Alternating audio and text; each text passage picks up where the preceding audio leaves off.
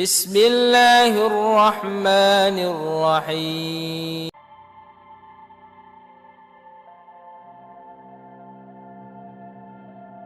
Lalu kemudian bagaimana yang diimpi-impikan oleh si mayit ketika mereka sudah berpindah ke alam barzakh, ketika mereka sudah pindah, maka kemudian kejadiannya adalah ketika seseorang itu meninggal dunia.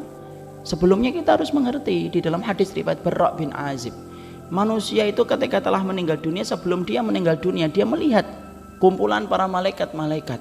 Kalau dia adalah orang yang mukmin, para malaikat yang datang kepadanya adalah malaikat-malaikat yang berwarna putih, pakaiannya cerah, membawa kain kafan dan membawa minyak wangi dari surga. Hadis yang diriwayatkan Barra bin Azib, idza kanal mu'min fi inqita'i minad dunya nazala ilaihi malaikatun minal malaikah ma'hum kafanun min akfanil jannah wa hanutun min hunutil miski.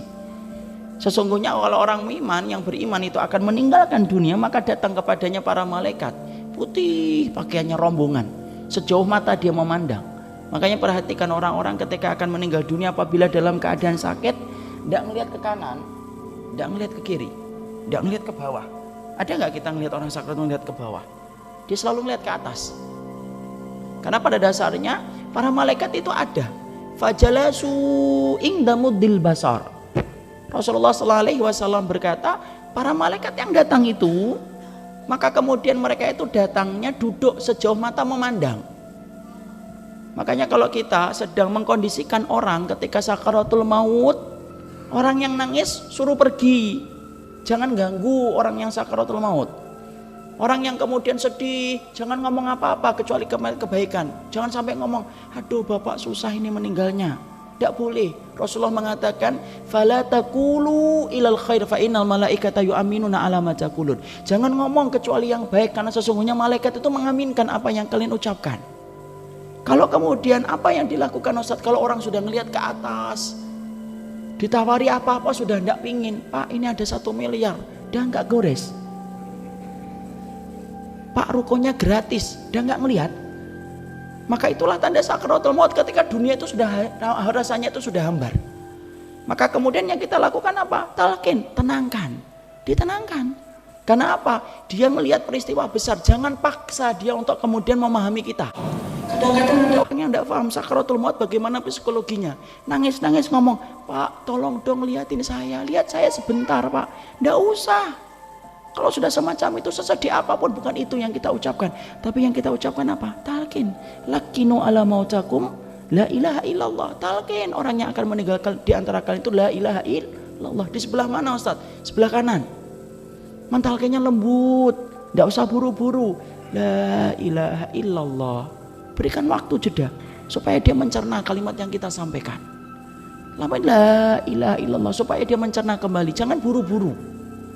Kalau dia sudah mengucapkan la ilaha illallah, sudah. Jangan diajak ngomong lagi. Kalau kemudian tiba-tiba habis ngomong la ilaha illallah, air, haus, talqin lagi. Sampai betul-betul la ilaha illallah itu kalimat yang terakhir. Kalau sudah dia mengucapkan la ilaha illallah, diem. Jangan langsung ditutup ya. Sudah Pak, jangan ngomong lagi. Gitu. Jadi kemudian la ilaha illallah terakhir. Kalau sudah betul-betul terakhir, tidak usah kemudian dia apa-apain lagi, sudah. Minta sama Allah supaya dicabut dalam keadaan yang baik. Boleh nggak kita meminta Ustadz supaya orang tua kita kena sakitnya berat, kita minta sama Allah, matikan aja ya Allah. Sebagaimana saya pernah mendapatkan pertanyaan dari seseorang, Ustadz sakitnya orang tua saya berat, boleh nggak saya berdoa, ya Allah matikan saja ya Allah, saya ikhlas daripada saya ngeliat ibu saya dalam keadaan sakit yang begitu berat. Tidak boleh memintakan kematian. Tapi yang benar adalah in kanal wafatu khairun lahu. Kalau kematian itu baik untuknya, wafatkanlah. In kanal hayatu khairun lahu. Kalau kematian itu baik untuknya, hidupkanlah dan sehatkanlah. Tidak boleh bagi kita untuk meminta mati. Sampai Bapak, berat apapun ujian dan sakit yang nanti kita derita, jangan pernah sekali-kali minta untuk kemudian kita mati. Matikan saya ya Allah, saya ikhlas. Tidak usah. Itu tidak pernah dialami oleh para sahabat, dan Rasulullah melarang itu. Fala, janganlah kamu kemudian membayangkan kematian dan meminta kematian, tapi katakanlah kalau memang mati lebih baik untukmu, katakan ya Allah kalau memang mati baik untukku, wafatkan aku. Tapi kalau kemudian engkau melihat bahwasannya hidup itu baik untukku, hidupkanlah, panjangkanlah. Maka ditalkin. Maka ketika seseorang itu telah meninggal dunia, dia naik kain kafannya, ruhnya itu pakai kain kafan. Maka para malaikat tadi yang membawa kain kafan, yang membawa kemudian minyak wangi, membungkus itu dengan kain kafannya. Masya Allah ya. Sampai jasad dan ruh itu ada pakaiannya, diatur ada berpakaian itu. Jangan remehkan berpakaian, itu termasuk di antara perkara yang dikonsep oleh Allah yang Maha Alim. Sampai mati pun dikonsep bagaimana pakaiannya. Ada orang hidup tidak mau diatur cara berpakaian oleh Allah. Dia kemudian dibungkus lagi dengan kafan itu, diberikan minyak wangi dari surga. Ngetok-ngetok pintu langit yang pertama. Fastaftahu lahul bab. Para malaikat-malaikat itu ketika mengantar roh yang pertama, ketika ini adalah orang yang beriman, meminta langit yang pertama dibukakan. Ini menunjukkan bahwasanya langit itu berlapis-lapis. Makanya yang paling ancak, paling puncak itu dinamakan Sidratul Muntaha. Sidrah itu apa? Bidara. Karena memang yang paling atas ada bidaranya. Meminta langit yang pertama dibukakan. Ketika mereka melihat orang yang beriman pulang kepada Rabbnya, maka para malaikat-malaikat itu kemudian berkata, "Manir ruh hadal tayyib." Siapa ini pemilik ruh? Disebutkanlah nama yang terbaik yang pernah dia miliki ketika hidup di dunia. Rame langit itu. Sampai nembus langit yang ketujuh. Minta dibukakan. Kemudian Allah bersabda, Allah berfirman, "Fa'iduhu ilal ardi." Kembalikan dia ke bumi. Disitulah aku kemudian menciptakannya dan disitulah aku akan membangkitkan kembali. Maka dikembalikan oleh para malaikat itu. Lalu kemudian bersemayam ke dalam jasadnya. Itulah proses kematian. Jadi kemudian kita harus paham supaya kita ngerti. Kalaupun ada di antara kita yang kemudian mengalami sakaratul maut, harus paham bagaimana mengkondisikan orang yang sakaratul maut. Tenang. Nangis nanti. Upayakan untuk tenang dulu, untuk mentalkin. Berikan khidmah yang terakhir kalinya, walaupun itu berat, talkin, jangan bosan. Kalau sakaratul mautnya lama Ustadz, sabar, jangan ditinggal. Disitulah ujian betul-betul berat ketika seseorang itu berada di ujung kematiannya. Jangan ditinggal, terus talkin sampai kemudian dia menghadap kepada Allah. Kalau kemudian matanya terbuka setelah dia meninggal dunia, tidak usah ngomong apa-apa, cukup Allahumma firlahu warfa' darajatahu fil illiyin. Ya Allah, semoga engkau ampuni, engkau angkat derajatnya. Sudah, tutup matanya. Sudah, kalau buka lagi Ustaz, lari bareng-bareng setelah itu. Tapi kalau kemudian nutup, sudah, dia akan buka. Tapi biasanya itu susah ditutup kapan? Kalau sudah lama, telat.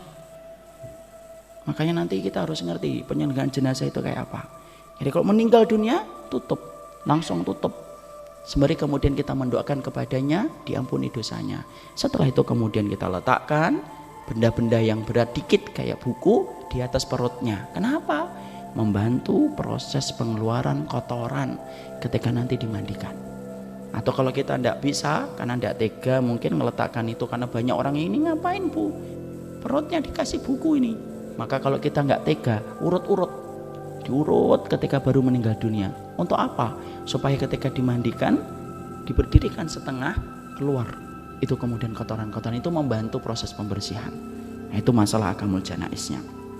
Nah, maka di situ kemudian akhirnya dimulailah fase yang sebenarnya kita bahas. Kapan seseorang itu akan berandai-andai? Yaitu adalah yang pertama, diandai-andai oleh kemudian seseorang itu ketika dia meninggal dunia. Kapan? Ketika dia itu naik ke atas kerandanya. Ya. Makanya Rasulullah Shallallahu Alaihi Wasallam kemudian bersabda dalam satu hadis yang sahih yang diriwayatkan dari jalurnya Imam Bukhari, "Idza wudi'atil janazatu fahtamalahar rijal." Kalau kemudian jenazah itu sudah diangkat, lalu kemudian sudah diletakkan jenazah dan diangkat laki-laki. Harusnya Pak, sebenarnya yang sunnah keranda itu tidak ditutup, dibuka. Tapi bukan berarti kemudian ketika ditutup menjadi batil dan salah dan bid'ah, enggak. Tapi yang afdal terbuka. Kenapa dibuka Ustaz? Untuk menjadi ibrah bagi orang yang melayat. Makanya kemudian posisi yang paling afdal ketika melayat itu mana? Bukan di depan si mayit, bukan di kanan. Yang paling afdal di belakang. Melihat bagaimana kematian sahabat dan saudaranya ketika menghadap ke liang lahat. Kelihatan langsung. Jangan ditutup, kalau ditutup malah hilang. Makanya kemudian dimakruhkan zikir ketika ngikutin mayit. Dimakruhkan takbir Dimakruhkan bicara, apalagi ngobrol. Kadang-kadang kita itu kalau ada kematian sahabat kita, ketemu sahabat yang lain yang lama nggak ketemu, gara-gara ada sahabat kita yang meninggal, ketemu sahabat itu, ngobrol. Makruh itu. Kenapa? Justru tidak mengingatkan kematian. Makanya yang afdal adalah keranda itu tidak ditutup. Kalau kita mampu untuk ngajarin ini ke masyarakat, ayo ngajarin ke masyarakat supaya kemudian masyarakat ngerti. Sunnahnya tidak ditutup supaya apa? Setiap orang yang lihat tidak bicara, tidak ngobrol, tidak ngerokok, betul-betul melihat orang yang sedang diwafatkan itu. Makanya yang paling afdal itu tidak masuk ke kendaraan. Karena Nabi tidak pernah mengangkat jenazah itu melalui onta dan melalui keranda dan melalui kuda. Rasulullah jalan kaki. Tapi kalau kondisinya di Jakarta darurat, susah, jauh. Kalau kita ngangkat sampai ke sana, yang ngangkat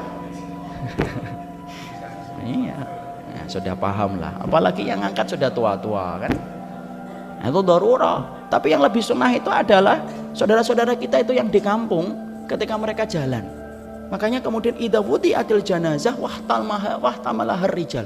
Sudah diangkat oleh laki-laki. Ini menunjukkan bahwasanya pengangkatan itu diangkat, tidak diletakkan di bawah. Diangkat di sini. Ya. Maka apa yang kemudian diandai-andaikan oleh si mayit? Fa in kanat salihatan qalat qaddimuni.